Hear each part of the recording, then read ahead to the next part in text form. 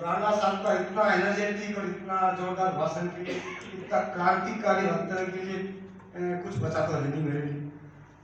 फिर भी मैं थोड़ा बहुत जो हैवीवेट चैंपियंस के बीच मैं थोड़ा आदना सा खिलाड़ी छोटा सा heavyweight champions of academic world, academic के बड़े बड़े चैंपियंस हैं, अध्यक्ष महोदय हैं मेरे हमारे साथ, महेंद्र सिंह जी रिटायर्ड प्रोफेसर, राणा साहब को भी सुना आपने, एसडीएम साहब हैं और गर्ग साहब प्रिंसिपल कुछ दिन पहले हमारे सीनियर थे मेरे साथ कॉलेज में, आजकल प्रिंसिपल है, इनका भी सानिध्य रहा है।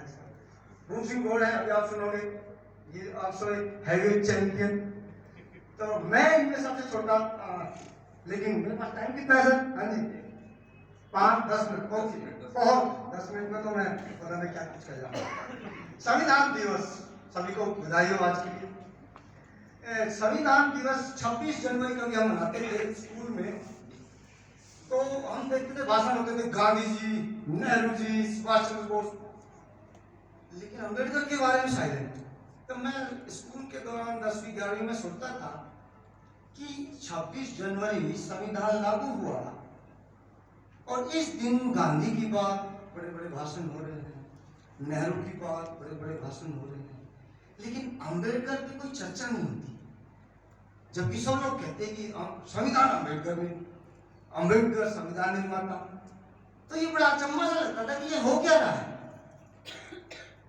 पूरा देश जिसको कहता है संविधान निर्माता, लेकिन 26 जनवरी को उसकी चर्चा नहीं।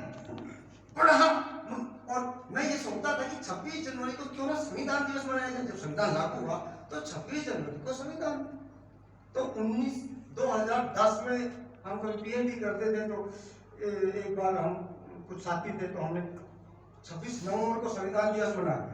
तो दलित संगठन कुछ मनाया करते थे, संविधान दिवस 26 नवंबर को स्टार्ट किया। ये गवर्नमेंट को पता चला 125वीं जयंती डॉक्टर बाबा साहब अम्बेडकर की 2015, और गवर्नमेंट ने 2015 से ये पूरे भारत में मनाया जा रहा है संविधान दिवस के रूप में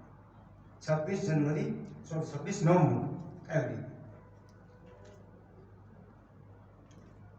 संविधान दिवस बेसिकली मनाने का पर्पस क्या है? तो फ्रेमर्स ऑफ कॉन्स्टिट्यूशन थे, जो मेकर्स ऑफ कॉन्स्टिट्यूशन थे, उनको याद किया जाए, पर्टिकुलरली डॉक्टर अम्बेडकर को, क्योंकि सबसे ज्यादा योगदान डॉक्टर अम्बेडकर का। ड्राफ्टिंग कमेटी के 7 मेंबर्स थे, इंक्लूडिंग डॉक्टर अम्बेडकर, जिनमें से एक की मृत्यु हो गई, डीपी खेतान, उनका पद खाली रहा। एक व्यक्ति फॉरेन चले गए, 6 लोग, अम्बेडकर के अलावा 6 लोग, डॉक्टर अम्बेडकर तो चेयरमैन थे ड्राफ्टिंग कमेटी के, एक व्यक्ति फॉरेन में थे, तो वो भी कुछ नहीं कर पाए। 2 लोग बॉम्बे में रहते थे, दिल्ली से बाहर थे, वो भी अपना कंट्रीब्यूशन नहीं कर पाए। एक व्यक्ति अपने बिजनेस में लगा था। तो ये सारा का सारा काम डॉक्टर अम्बेडकर ने अकेले किया। ये मैं नहीं करा, ये बातें टीटी कृष्णाचारी ने पार्लियामेंट के अंदर कही कि सारा काम डॉक्टर अम्बेडकर को क्यों याद किया जाए और डॉक्टर अम्बेडकर को क्यों ड्राफ्टिंग कमेटी का चेयरमैन बनाया गया। उस कांग्रेस ने, जिसका पूरा इतिहास है डॉक्टर अम्बेडकर को पढ़ लीजिए, हमेशा कांग्रेस के अपोज में रहे डॉक्टर अम्बेडकर। तो ऐसा क्या था कि कांग्रेस ने डॉक्टर अम्बेडकर को ड्राफ्टिंग कमेटी का चेयरमैन बनाया। क्यों? सुन लीजिए, he was the best educated person in the parliament, best educated person. 2 PhD economics में, 1 from Columbia University PhD in economics and another BSc, क्योंकि वो इकोनॉमिक्स को साइंस बोलते हैं, लंदन स्कूल ऑफ इकोनॉमिक्स में doctor of science, London School of Economics से। और उस टाइम की नामी ग्रामी यूनिवर्सिटी है इकोनॉमिक्स वर्ल्ड में, और उनके प्रोफेसर सैनिक में इकोनॉमिक्स के बाहर थी, एंड इन इंग्लैंड एडविन। तो ये डॉक्टर अम्बेडकर के इकोनॉमिक्स वो रहे हैं गुरु। फिलोसफी में कोलंबिया में जॉन डेवी, एंथ्रोपोलॉजी के बड़े, दैट मींस अम्बेडकर एक साथ बहुत सारे विद्वानों के लिए चलता है। जब अम्बेडकर इकोनॉमिक्स में बात करते हैं तो कैनन, सेल्फ मैन एक साथ उनके उससे निकल रहे हैं माइंड से। जब वो फिलोसफी पर बात करते हैं तो जॉन डेली सीधा सीधे मुखातिब हो रहे हैं। तो इतने लर्न पर्सनैलिटी। अच्छा, ऐसा भी नहीं कि एजुकेशन का ही मामला है। 3 राउंड टेबल कॉन्फ्रेंस में कौन रहे? अकेले doctor Ambedkar. 3 round table conference में जो वक्तव्य दिया है, बॉम्बे लेजिस्लेटिव असेंबली में रहे, उनका लंबा एक्सपीरियंस भी है पॉलिटिकल। ये नहीं कि केवल एजुकेशन है, लंबा एक्सपीरियंस है कॉन्स्टिट्यूशन डेवलपमेंट में। 3 राउंड टेबल कॉन्फ्रेंस में डॉक्टर अम्बेडकर प्रेजेंट रहे। फिर जो ज्वाइंट पार्लियामेंट्री कमेटी बनी जिसके तहत वो आया आपका इंडिया एक्ट 1935, जिसको आप कहते हो कि मिनी कॉन्स्टिट्यूशन उसका कहते हैं प्रतिरूप है। उसमें भी डॉक्टर अम्बेडकर इंडियन डेलीगेशन के साथ थे, जो उस ज्वाइंट पार्लियामेंट्री कमेटी के साथ बैठे थे। यानी कि जो इंडिया एक्ट 1935 आया उसमें भी डॉक्टर अम्बेडकर का बहुत बड़ा रोल है। इसलिए डॉक्टर अम्बेडकर को इस कॉन्स्टिट्यूशन में डाला गया, क्योंकि वो जो मिनी कॉन्स्टिट्यूशन है उसमें बहुत बड़ा रोल डॉक्टर अम्बेडकर का है। इसलिए उनकी जो सेवाएं हैं, उनका जो एक्सपीरियंस है, उनका जो इंटेलेक्ट है, उनकी जो विजडम है, उसको कैच किया जाए, उसको लिया जाए। और आपको पता ही है वायसराय काउंसिल में मेंबर थे, मिनिस्टर थे। वायसराय की काउंसिल में डॉक्टर अम्बेडकर 42 से 46 के बीच वो लेबर मिनिस्टर रहे। लेबर मेंबर कहते थे उस टाइम, वो एज ए कैबिनेट मिनिस्टर कर रहे थे। तो वो भी उनका एक्सपीरियंस है। अब बात आती, क्या ये संविधान डॉक्टर अम्बेडकर के हिसाब से उनकी पूरी फिलॉसफी को दर्शाता है? क्या ये वो संविधान है जो डॉक्टर अम्बेडकर चाहते थे? बहुत सारे लोग याद करते हैं कि वाह डॉक्टर अम्बेडकर ने क्या शानदार संविधान दिया, लेकिन मैं कहता हूँ कि ये डॉक्टर अम्बेडकर का पूरा जो उनकी आइडियोलॉजी है, उनकी जो फिलॉसफी है, वो जैसा चाहते थे वैसा संविधान नहीं बना। ड्राफ्टिंग कमेटी के चेयरमैन बनने से पहले की मैं घटना बताता हूँ कि 46 में जैसे ही वो एक एडवाइजरी वो चुन के आए, वो महाराष्ट्र से लड़े, लेकिन वहां हरा दिए गए कांग्रेस की, क्योंकि वहां टिकड़ा मारी थी, वो हार गए। और वो जीते कहां से? सर जी नाम पता है आपको? जयसर खुलना, यस, बंगाल से जीते। बंगाल का सर ने जीत किया, वहां से जीत किया। लेकिन बदमाशी देखिए, पार्टीशन हो गया। 46 में वो जीत के आ गए थे पार्लियामेंट में, वो कॉन्स्टिट्यूशन असेंबली में पहुंच गए थे बंगाल से, लेकिन पार्टीशन कर दिया। और पार्टी की शर्त ये थी कि जहाँ 50% से ज्यादा हिंदू है वो इंडिया में रहेगा, और जो 50% से ज्यादा मुस्लिम है वो पाकिस्तान में जाएगा। जैसल खुलना में 48% मुस्लिम, 50% से ज्यादा हिंदू, और वो एरिया दे दिया पाकिस्तान। अब डॉक्टर अम्बेडकर पाकिस्तान असेंबली के मेंबर हो गए। सीधी सीधी बात यह है कि इंडिया की असेंबली में उनका कोई काम नहीं। डॉक्टर अम्बेडकर सीधे पूछे कि मेरे लोगों का अधिकार की कॉन्स्टिट्यूशन बनने जा रहा है, जो डिप्रेस्ड क्लास है उसको कहने वाला कोई नहीं, मुझे किसी भी तरह वहां पहुंचाइए, वरना आपका ये जो आजादी, पीसफुल आजादी जो डिस्ट्रीब्यूट करने का, ट्रांसफर ऑफ पावर करने का पीसफुली, ये जो श्रेय है ये आपको मिलने वाला नहीं। तब अंग्रेजों ने कहा कि भाई डिप्रेस्ड क्लास का एक नुमाइंदा, इनको आप कैसे भी कैसे करके भेजिए। तो मुंबई से एक आदमी को रिजाइन करा के डॉक्टर अम्बेडकर को तब पार्लियामेंट में लाया। तो ये स्टोरी है कॉन्स्टिट्यूशन के पीछे अम्बेडकर। मेरा वक्तव्य तो था लिबर्टी, इक्वलिटी, फ्रेटर्निटी, लेकिन क्योंकि सबने सब कुछ कर दिया तो मैं फिर अभी के अभी नया कुछ बोल रहा था, क्योंकि वो सब बोल चुके हैं पहले, तो वो लिबर्टी, इक्वलिटी, फ्रेटर्निटी। जो इतिहास के विद्वान है वो कहेंगे ये वर्ड फ्रेंच रेवोल्यूशन से आए। पॉलिटिकल साइंस के विद्वान भी कहते हैं कि ये वर्ड फ्रेंच रेवोल्यूशन है।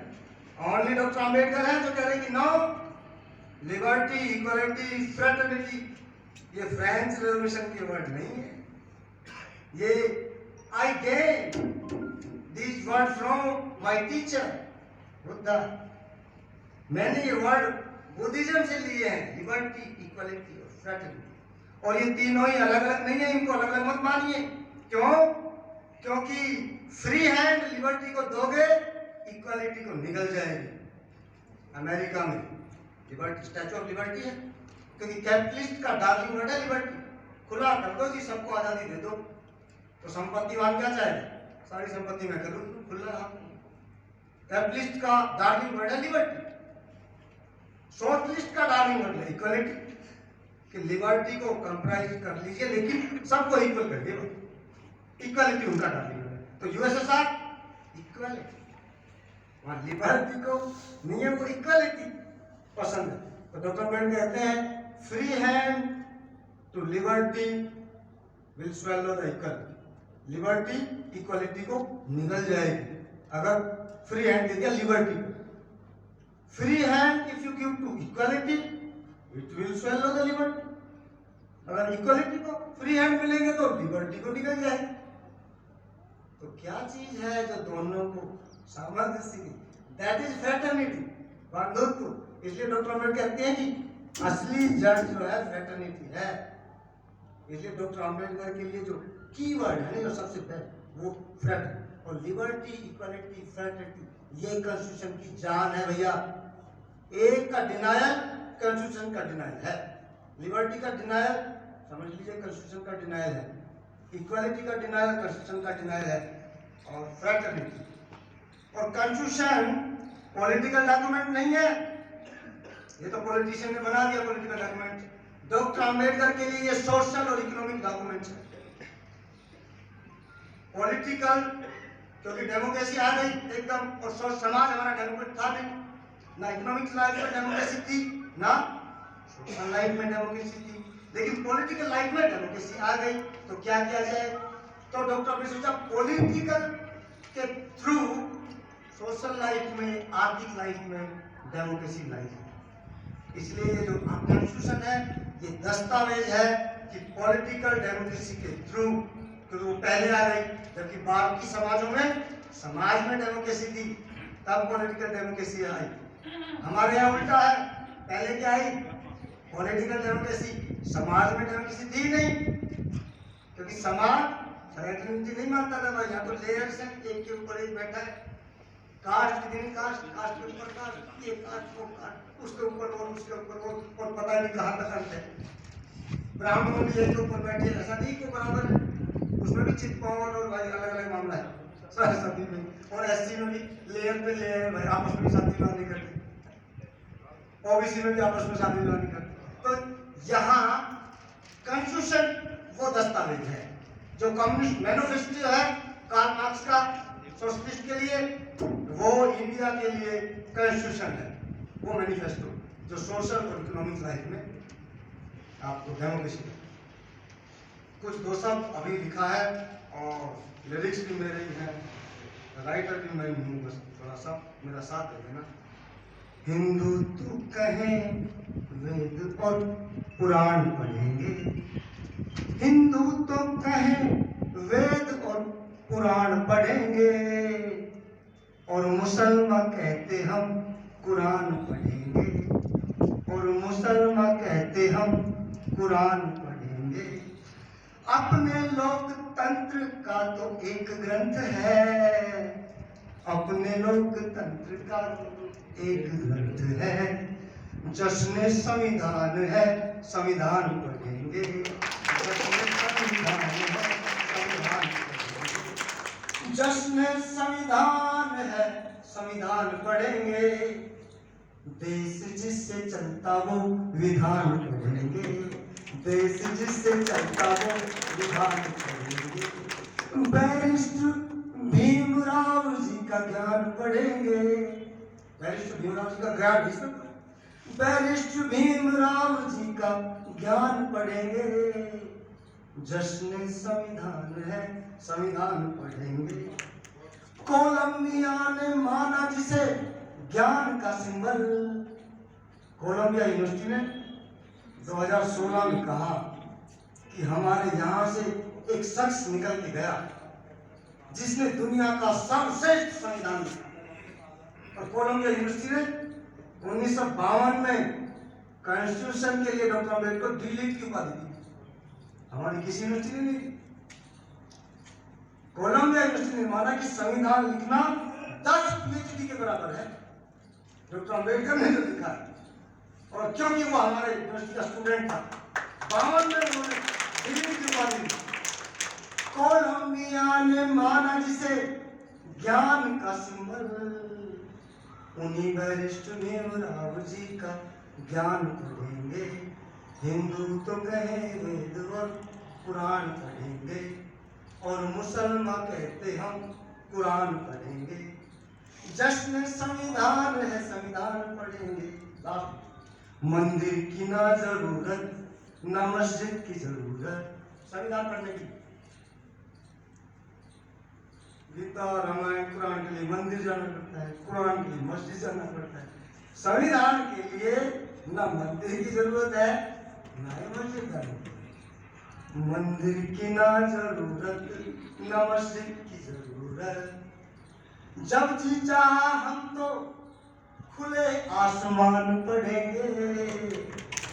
हिंदू तो कहेंगे और कुरान पढ़ेंगे। अपने लोकतंत्र का तो एक ग्रंथ है, जिसमें संविधान है, संविधान पढ़ेंगे। Thank you very much.